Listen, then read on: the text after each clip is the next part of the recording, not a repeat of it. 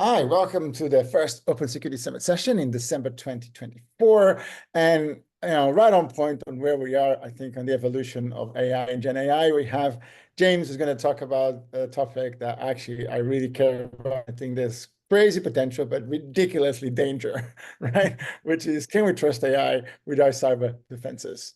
Over to you, James. Cheers. Thank you very much. Yeah. So, as I think I said, I'm going to talk about the can we trust AI with our cybersecurity defenses. I think the reason this really came to my mind when we was kind of chatting through kind of what the end of the year looks like is so many companies in the cybersecurity space have heavily started putting this AI badge around all of the products they do, and whether that does really mean that they're investing in LLM technologies, big data, whatever they're doing, they're very much putting it front and center, which means to people not in the cybersecurity space, your board level executives, your people who are signing this off, they think AI is a great thing, but we're also getting asked this question quite a lot as well. Should we trust AI with essentially defending my system? And that's what I'm going to explore today. And certainly with the shift towards managed services and managed detection and response platforms, this really becomes more important than ever. So as I move forward, just to give you guys a bit of a background on me, really. So why I'm the person talking about this. So I'm James Dell. I'm Technical Architecture Director for Planet IT. But what that really means is my job is to work with cybersecurity vendors and understand their technologies as well as they do, so that I can translate that through to our customers. Which means I have a unique advantage over many of you who might be end customers for some of these cybersecurity platforms we talk about, in that I get to talk to all of them and work with all of them in a very detailed way, and get to be part of their advisory boards and understand their back end infrastructure, so much so that I can then take it away and go, well, what have we learned and what have we understood from this? So I always put my email address on these as well, because if you do feel you've got a question you want to ask, I'm always available to talk about these things afterwards. I appreciate that these can be quite a one-way flow when we do these kind of events. I like to give you a lot of information and allow you to go and digest that. So I have to talk about Planet IT only quickly because they are letting me do this on company time. But ultimately, we are a cybersecurity specialist with over 22 years now experience in the market. So doing this a long time, so we know what we're talking about. And I say we've got relationships with some of these, many of these vendors, which is why it all makes sense. Let's get into the real content though, right? So let's talk about this kind of juxtaposition about human response versus AI led response, and who's kind of best to do this. So when we're talking about any form of cyber incident, we have always previously relied on very intelligent, very well trained humans, people who know their systems, know their technologies, know the risk factors, know how to respond. Up until the last couple of years, that has been the way that we responded. It's with people led first. You were the response. There's been a pivot in the last few years where that shift is now starting to be more, yes, it's people, but it's supported by technology. And as we enter 2025, it's looking more like it's technology leading the people.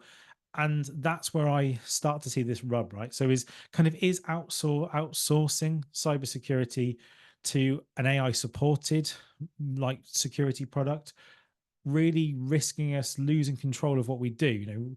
Is it going to affect our ability to understand what we're protecting, or is it also going to result in us getting less skilled, less understanding of stuff in terms of what our systems do and how they protect? I can see that for me, AI is a huge subject. It's something that's been a huge subject for a number of years, and cybersecurity has been something I've been doing for the last 20 years. And when you bring the two together, I certainly can see the risk of both, and I can see the benefits of both. Having been in many security instances where I've had to be at the front end and be responding and making those decisions and making those human-led calls, I do know that sometimes actually having a bit of context and some of the bits that you don't have, which AI is great at, can be really powerful. And some of the bits I'll get onto later, there's certainly some advantages there. But if we hand too much of that control over, are we really risking losing control completely? Are we risking the ability for us to be able to respond correctly? Or actually, are we opening up even more of these pathways, these doorways into risking our cybersecurity overall? So I wanted to start by talking some of the really high level risks when we talk about risks of AI in the security space. And some of these you may have heard of before, and I may be kind of walking over this again for some people. But what I like to do with these things is I like to start from a position of let's talk so we're all on the same page, right? And where I'm coming from.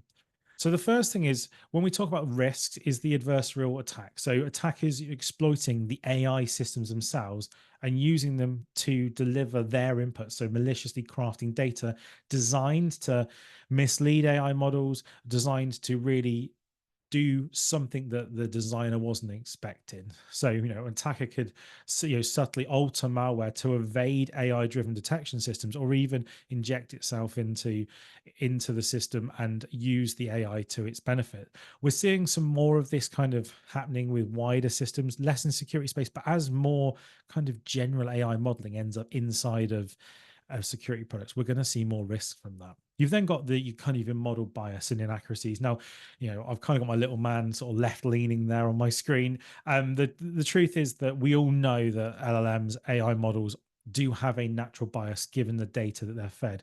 And the problem that we certainly see with security modeling is that they tend to be fed a certain type of data. They tend to be fed risk data. They tend to be fed incident data, indicators of attack, symptoms of attack, things like that. They tend to be fed that information, which means they naturally think everything is an attack.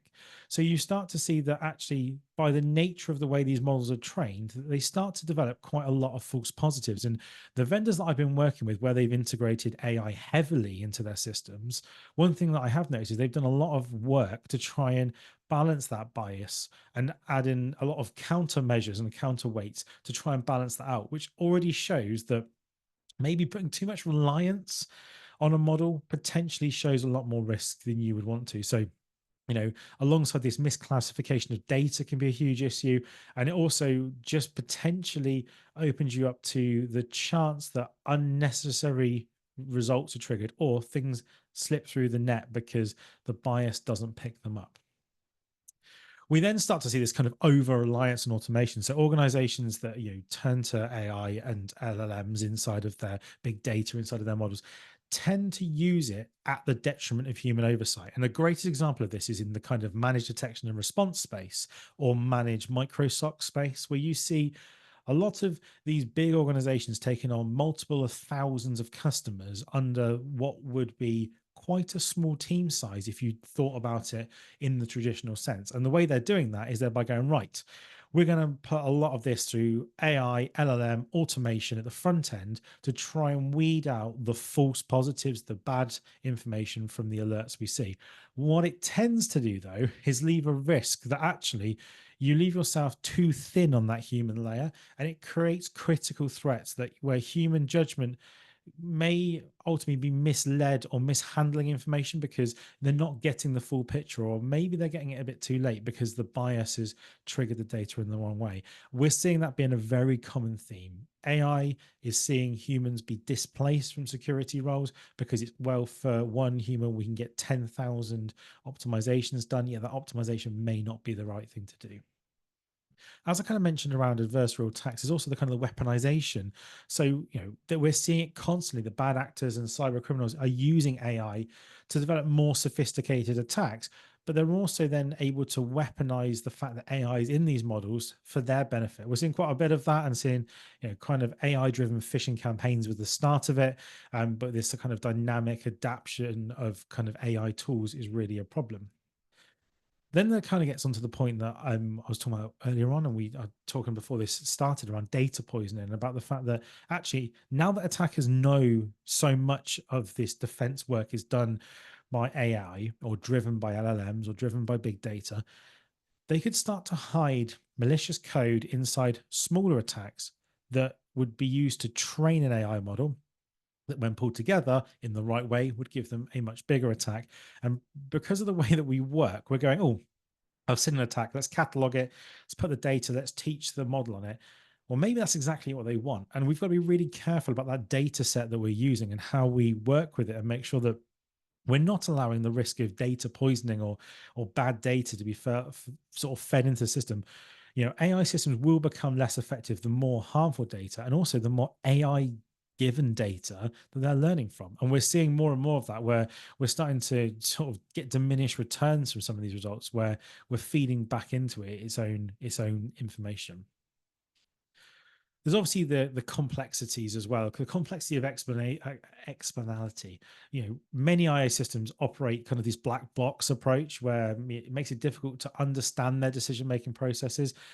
We're seeing that more and more with custom development being done by the different security vendors in putting them into their own tools and not wanting to show they're working. It's a bit different when you look at the kind of open AI, your Gronks, your Lambdas of the world. That what they're doing is they're very much exposing what they're doing, the logic behind it to a degree, so you can understand the process. But you'll see with a lot of the security products that are being developed out there that the transparency is starting to be removed and it's starting to hide it, which means that when it comes to incident response, auditing, or even regulatory compliance, it actually can be quite difficult to justify how a decision was made or not made in many scenarios. Obviously, there's this dependency on large data sets. So when it comes to zero-day attacks or very new style attacks, if the data's not there, the decision making isn't great. It also means there's a high cost to running these things. So you won't see the ability for you to run these tools or develop these tools in small organizations. You're going to be reliant on the big service providers, the big vendors to provide you with these solutions. And ultimately, there's always the regulatory and ethically concerning parts of all of this. You know, the more we adopt AI, the more it outpaces the laws, the guidance, the ethical controls that we have in place. And also potentially the more it risks essentially the access that humans are having in this space, and could cost jobs at the detriment of security to a degree. I want to just take sorry, so is there a question? Yeah, so I actually had quite a number of questions, right, on that one. Because I was saying, if you're going to expand, or you're going to go to a different model. Can you go back just a slide? Yeah, of course I can. So I think one of the key points, right, which kind of weaves into this, right, is the whole idea that the more black boxes we have in the middle of this whole thing, the worse it gets, right? Yeah. And so one of the interesting questions is to ask is, how do we know that our current models and our current pipeline is not already compromised? That's the $1 million question, isn't it? That's we don't know. We're assuming, especially when you put the trust into third parties that are gathering this data and building these tools, you're assuming that they're doing that checking, right? You're assuming that they are putting some form of checks and balances in place around the data. No, but okay. But they're not, right? Yeah, but I was going to the point of, let's say you use one of the SIMs, right? So in a way, you got 2 points there, right? You got, okay, the SIM could be compromised, and that'll be massive, right? And they probably will detect it, they'll deal with it, right? That's almost like it's a software platform, right? Like that, in a way, is reasonable, kind of, deterministic, right? You put data in to get data out, right? It's you notice very weirdly that you put a data in the SIM and you get different data out from the SIM. You're going, wait, something is really wrong here. Right? Yeah. So you can have that's kind of handled already, and you can have the data being compromised, but then the data is still there, right? You still get the same data. You could have bad data, you could have data that has been corrupted or data been manipulated, right? But that means that you can follow, right, that path, right? That in a way, there's no black boxes there, right? There's kind of a bit of logic, but there's not a lot of black boxes. But in this world, there are models in the middle. Are the model itself, or the data that the model is now consuming is compromised, then what do you do? And how do you know that? Yeah, that's the thing is you're to a degree you're not going to know, are you? That's the thing. Unless you can understand the decision tree or the decision logic that was used by the model, which, because it's black box, you're not going to get. You are going to end up in this position where you're inferring trust into something which is naturally untrustworthy because you don't know how it works, right?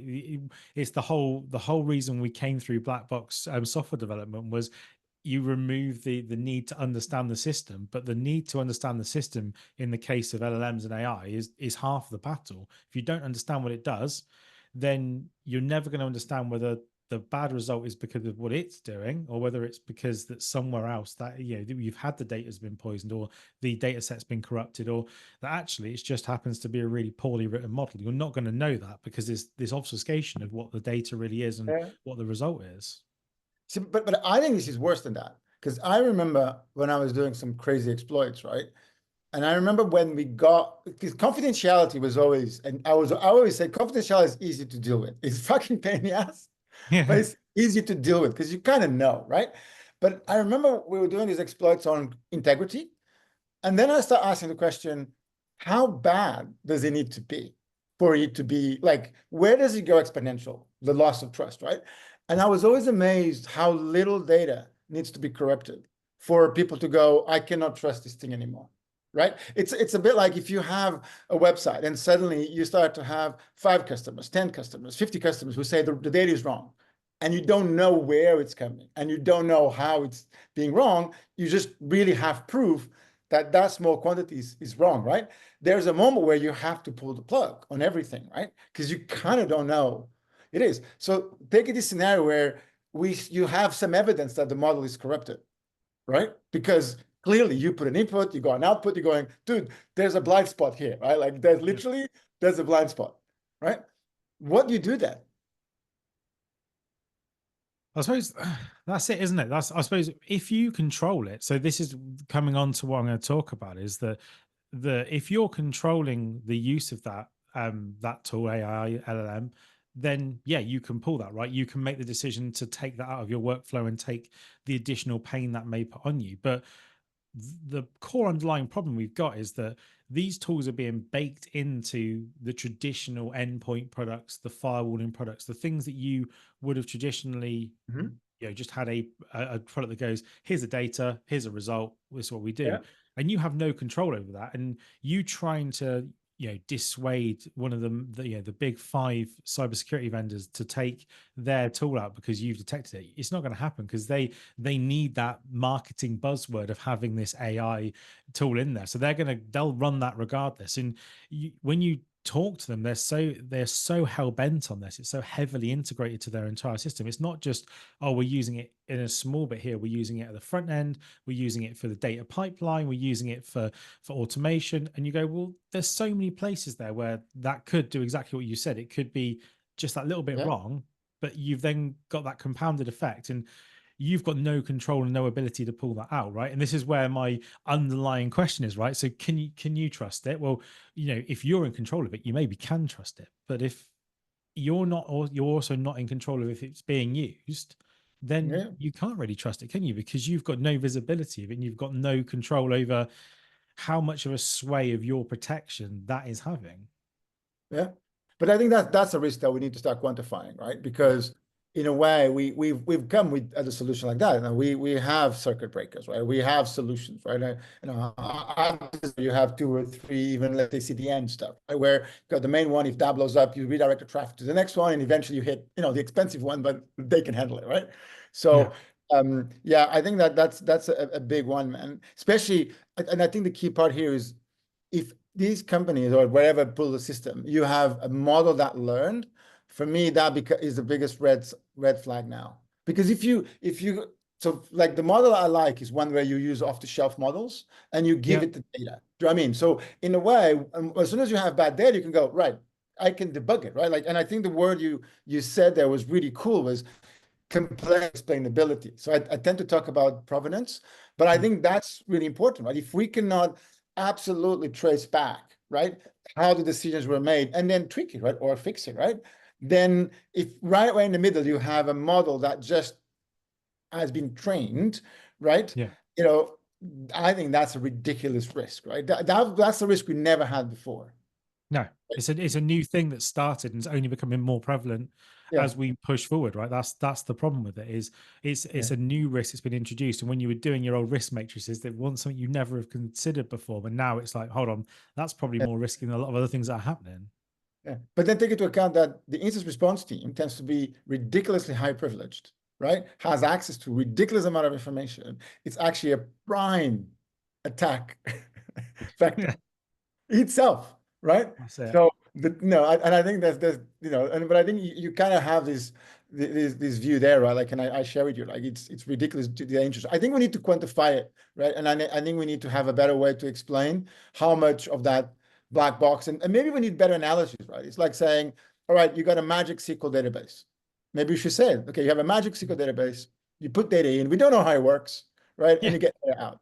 right? Is it good data? So We don't know. Yeah. yeah, and you don't have stored procedures, right? And you don't have parameterized queries. So everything goes in and it's magical, right? So what the hell, right? So and I think that that's definitely a lack of analysis here, right? And I think this world, especially because it's on the forefront of the attackers, I think is going to see some dramatic stuff. But again, go on. Yeah, I just want to have some No, so I've finishing got some questions. data. I've got some data in a minute that will play into that as well. So yeah, I think that the point you make is perfect. What I wanted to come on and just talk about was this kind of underpinning kind of issue that we have. So we're getting this more and more of it. Security Copilot is just the one that I've referenced. Obviously, Microsoft have done a lot of work with OpenAI, and they've Yep. introduced this kind of wraparound that sits on top of their SIEM tool. Now, the truth is, just because you've got these tools doesn't suddenly make you, as I've put here, a threat hunting god. You're not going to be able to just go, right, I don't need any skills whatsoever. So I've got Security Copilot and I just bang into it. What does the detection mean? And, crassly, I've done this, but this is actually the result that comes out, depending on what you ask, which is essentially engage some experts, which is just like really useful. It doesn't actually tell you to fix the problem at all. It says this is a detection that means X. What's step one? Step one is to engage a cybersecurity expert. It's almost, it doesn't even give you the breadcrumbs. I think a point you should make there is that, Yeah. just to dispel this myth, right? These tools will make the security experts even more. I think we need to be clear. I think Yeah. anybody who's taking the view this is a great way to get rid of people, right, or experts, is in for a shock, right? What I think this That's allows it. us, it allows us to be crazy more productive. In fact, allows us to finally play the game, right? I think that's the difference, right? But you need even more expertise because you're going to operate at much higher levels, even of impact, right? Which basically means that the side effects of what you do are massive. So the idea that you don't need experts into this is just crazy, right? Yeah, and And that's where we're seeing a lot of that shift, right? We're seeing that shift come from the marketing tells people that you buy this tool or you add this tool on, and suddenly you can empower people who aren't empowered. And this is what I wanted to come and talk to, just to touch on was certainly in the space that I sit in. Obviously, we work with a lot of IT professionals, and what I mean when I say that is not a disservice to anyone, but I mean they're not cybersecurity experts. They're not people who yeah, do this all day and out. They are people that wear two hats. They're people that wear that blue cybersecurity hat, and then they wear the standard keeping the lights on IT hat, which means that they don't necessarily know what all that stuff in blue is. They don't necessarily know what that blue data is. They do know how to install an antivirus product and how to deal with something when it's not working, but what they don't know is what to do with that data. And their reliance of, oh, well, I'll use a security co-pilot or something else to tell yeah, me what the solution is becomes really high. And once they start doing that, you end up in a position where you've got a person or people who don't know yeah, necessarily what they're doing or why they're asking the question, yeah.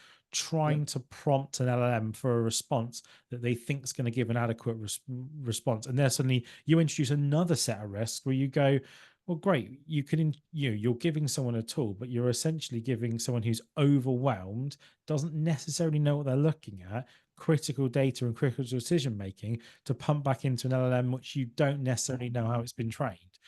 It seems like a lot of risk going on there for my liking, and that's something I just wanted to highlight as we see this a lot, and people, especially over the last 12 months, who have picked up Copilot for Security or some of the other big products out there which tap into SIEM data and use LLMs to provide it in human language, who are not cybersecurity professionals day in and day out, are finding the tool to be either overwhelming or massively too complex for them to use because the results they get, they just don't understand. Exactly. I think in here it'd be cool for you to also add a human layer to this. And because I actually feel that there tends to be very different personalities, right? By design almost, right? Like in a way, the engineers knows how to build stuff, right? But they tend to have a very understanding of putting things together. Stability, what it sometimes don't have is that like what can go wrong and what else can it do, right? And also the side effects, where in security, we also think a lot about the side effects. We think about the signals, right? But I think there's also a crossover because to be honest, like a lot of the people on the left don't know how to engineer good things, right? So Yeah, that's the that's problem too, always the right? case. Yeah, So And so the only comment I also made on your statement is that I think, yes, it's a problem, but I also feel that we now have the ability to scale at both ends, right? So what I mean is now we now have the ability to, let's say, smaller teams, smaller environments to have access to a lot of that expertise that is just not possible, right? And also it's possible for finally the security crowd to get access to proper good engineers because it goes both ways. The problem is you still need the experts in the room and in the loop, because if you don't have them, you're going to end up, with even a worse scenario. Yeah, that's it. So coming on this will probably tie in a bit to what we were talking about earlier, right? So we talk about traditional seam approaching, right? So you're pulling the data in that we've got referenced on this left hand side here from some various data sources, and where we're seeing this kind of AI, LMs, ML, AI, LLMs, automation, all kind of pulled in, is through this this piece, the kind of the AI detection and data handling piece. I put it in the backend data lake, but you can see the amount of data that's being processed by these and the amount of decisions that are being made. So when we talk about a large organization, there's millions of bits of data that come in from those data sources, and that's your big data piece. But then they're filed through that threat intelligence, normally a big data set, which limits that down to thousands of detections, which then is put through some form of ML and AI, which gives them the automated response, which provides some contextualization, which strips that down to hundreds. Then it's pumped through some form of automation, normally kind of, trying to work out whether it's a false positive, all those kind of things, some form of LLM backend, some human decision making, and you end up with the tens. You end up with the what's pushed to a person, to a managed, to a managed detection and response, or to your managed SOC, your human piece.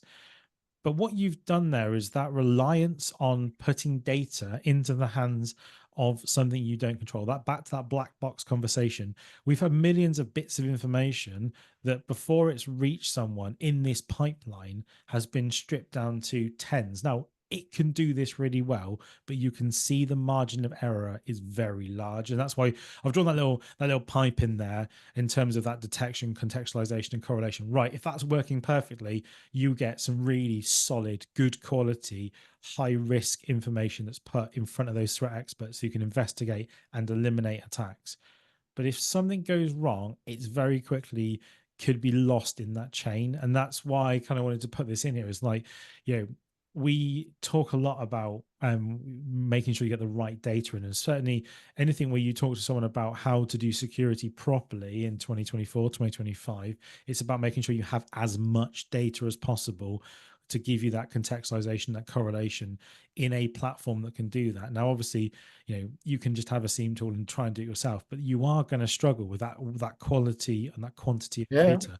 But then we have to trust what we're putting this data through. And that's where, I'm always nervous at the moment because, like you said, we don't necessarily have the visibility into what that big data model, what that ML AI, what the LLM or automation looks like, because those are those bits that are being developed by those security vendors or those SIEM tool manufacturers. They're being developed by them in the back end, and they don't want to give away their secret sauce. I get that, but also there's a degree of, it would be safer from a point of view of openness to be using a model that is open source where you can see it, because then to your point, what the data is and what the model is. So therefore, if the results don't match, then at least you can start to work out where things are going to go wrong.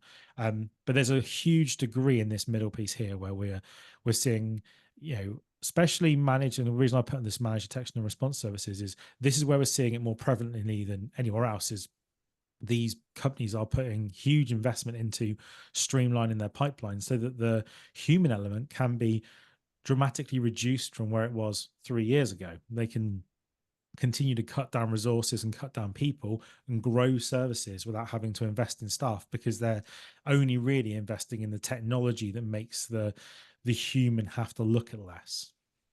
Yeah. Can I try one thing? Yeah. Let me see if I can put a screen share here.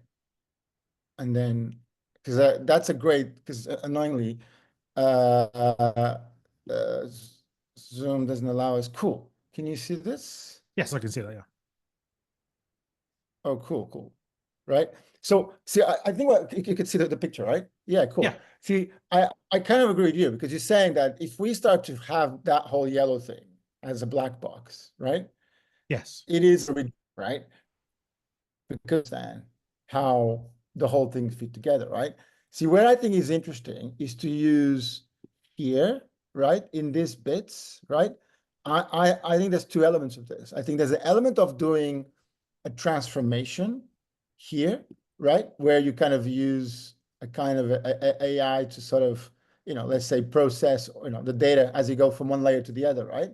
But what I Yeah. think is really interesting is to use AI actually here, which is in the creation of those standards. Do you know what I mean? What Yeah. I think is really powerful is almost saying, look, and this is the thing that always pain me in the STEAM world, is that instead of saying, let's, kind of, get to that point in the end, right? Let's actually spend, and actually this person should be working here. Do you know Yeah. what I mean? I think where we need a lot of the experts, right? We need a lot of experts here powered by Gen AI tools that help us to create these data transformations, right? And the power of that is that the data transformations ideally should actually be code or should be done by, like you said, an open source LLM, 100%. right? So And you that's, kind of, yeah. yeah. Sorry, you're saying? No, I was just saying that's exactly it, isn't it? It's like that. The reason that that yellow pipe is there is that black box, that is that hidden, the hidden unknown. And if you're stripping that much from the human, there is always Yeah, the risk of something not being right, and we are going the wrong way. But it's, I think this conversation's always been driven by where kind of the big 5 or 6 cybersecurity companies want to be, where they think they can make the most money, rather than it being in a position where they're going, oh, actually, well, what would be best for data security? And if you're running an yeah, internal, an internal team of a decent size, then yeah, you can put a seam tool in and start putting the people where they should be. But what I'm certainly seeing from the kind of the managed services side of things is that you're seeing that those kind of MSSPs are spinning up. You're seeing these vendors pushing these products out, and the way they're making them cost effective is by making that pipeline in the middle completely opaque. You cannot see into it, and you just hope the data you pump in at the front end comes out to the right results at the back end. yeah. Do you want to go back to your slides? Yeah, But nice. I think that's a crazy risk, man. And what I think is interesting in this world is that what those companies are doing is they're putting themselves in a danger position because their biggest competitors probably will not be other SIMs. Their bigger Yeah. competitors are going to be some of the other data visualization platforms that are going to do this right, and they're just going to happen to do security better than everybody else. Yeah, exactly. I'm. I've realized I cannot say bad mouth, but I've talked badly about AI in detection, and I wanted to always want to give you the counter side to that. And I think the reason that for putting the slides in is just to quickly touch on some of those key benefits you only get though when you start putting Yeah. AI into this workflow. So it's just worth talking about. So there's a kind of 4 key pillars to where you get good value from AI in the cyber security space, and especially in threat detection. So you've got the investigation, the identity reporting, and research. Those are the 4 pillars where it works really well. At no point does it replace a human, and you'll be key to see that's what I've put in my slide. It's about empowering, to the point you were just making. It's about empowering people to make the right decision, right? And those things it can do really well is for things from enhanced threat detection. So we're talking about bringing the data together, but data from different sources that potentially are in different languages, stored in different methodologies. That stuff is great for, because it's easy, it's great at sifting through data, correlation of data, looking at patterns. Humans are really bad at spotting patterns in big data because you just can't consume it all. Something like an LLM is great for doing that kind of detection piece. As same as kind of the sifting through IOCs and IOAs. If you're looking at indicator of compromises or indicators of attack, and you're looking at thousands of them on a huge scale event, as a human, you start to lose concentration after about 9 or 10 that you've read, and that's just humans. We're just not very good at consuming data in that way. But using a tool to give you the ability to do that, that's great. And again, the key word for me is tool. We're not talking about replacing it with a system. We're talking about giving a tool that can be used for that piece, but doesn't make the decision for you. It's there to help you go through the You see, information. on those 3, Yeah. I think the other one, by the way, I'm with you. Like, I think Gen AI and these LLMs finally is going to allow us to make this industry really work, right? And I think this is going to tip. I think this has the potential to tip the advantage to the defenders because we can finally have a lot of visibility, right, into what's going Yeah. on, right? I think there's a key pattern here that on these three things you mentioned was that up until now, every time you want to make that better, you had to write some code, right? And that's a massive game changer because it means that, for example, you can now consume different data sources in the same LLM without changing anything, right? And that's massive, right? It's massive because they have an ability to process unstructured data that we never had before. And that was always the challenge. The challenge was, if you think about our pipelines, were also very brittle. They were very fragile, and you always have to code new stuff on top of it, right? Where if you Layers now and layers. Yeah. yeah, but everything was code. And I mean that's why in a way the innovation in this space was always so slow because everybody, even the big providers, basically, they're doing a good job in a lot of times, right? But I think the model is broken and they never, I think, went to fix the model itself, right? And the model is that you up until now you have to write integrations almost by hand for everything. And that never scaled. Right. So these bits that you have here, even those patterns, we now have a much better comprehension engine to do that. The key, I think, is not to have a model that has already got the bias. The key is to even use 3 different models to ask the same question, right? And if you get the same answer, you now know that you probably have a good finding. Yeah, exactly. Yeah. No, perfect. Yeah. I say the final pieces are things that we always talk about when we talk about it. So, 24/7, 365, they don't need to sleep. So that means that you don't lose the context between one threat analyst going off and the next threat analyst coming on because the context is held and the benefit is there. They can be more cost efficient than having lots and lots of threat hunters because they can do things like pattern detection that threat hunters can't do very well. But also on the flip side, I don't want to see you replacing everyone with AI because it's just ridiculous. It can help improve accuracy in some scenarios, but you have to be using it in the right way. Back to all the points you've been making, you can't just go, well, we've given this system an LLM, therefore it's more accurate. Well, if the data you've given it is rubbish, it's going to be rubbish. And it's about making sure that you give it the right data. The big thing that it can do is reduce that response time. So the time between something going wrong and you making the right call in the right hands. So if we go back to the Copilot for security, and you've got someone who is a trained threat hunter and they see a certain detection and they ask the right question to the LM and say, what does this mean in this context because of this with this data? And they get the right result out of it, it will cut down the amount of time it takes to them to respond and Yep. take the relevant actions. But if they don't know what the prompts are, they don't know what the information is they need to be looking at, then it's just a child with a toy and they're just going to end up getting the wrong answers. So again, it can be really powerful in the right hands. But that's ridiculously powerful. In fact, once we did an analysis and we mapped out that the fastest we can find about it was the biggest correlated item that determined the impact of the incident. And there was actually a guy that was on the team that was ex-military, and he used to say that they had this. They said the faster you can get a medic or somebody into the medical center that has been injured is literally the percentage of survivability are only correlated. It doesn't matter what you had. What matters is how fast can we How get. quickly you get there. Yeah. Yeah. And I think that reduced response time is massive here, right? Because like you said, the more you can reduce that, where somebody with knowledge knows the difference between false positives or only press the bat signal, right? This is a big deal, right? That's the big thing. I also, Exactly. the one I would add to the top, I think is teach, which I think is an area that we overlooked a lot. And then they keep losing their talent, right? But I think that we have the ability to create much better learning paths and to bring people into, for example, instance response that before were really hard to do or very dangerous, right? In a way, right? So I think there's a teaching element that you could also have of explaining how you do things, why you do things, taking somebody that doesn't have a depth maybe on some areas and saying, look, you need to learn about this. But then you're learning in context, which makes a lot more sense. No, yeah, it makes complete sense. I didn't think about it that way. That's a very valid point. Is teaching the people that we've already got and using it to upskill, right? Yep. So just to quickly recap some of the things I've said around. Oh, I hope my PowerPoint stopped working. There we go. So importantly, obviously, when we talk about these risks, right, there's how much reliance there is, right? We've been talking about that quite heavily. Is how much are you relying on it?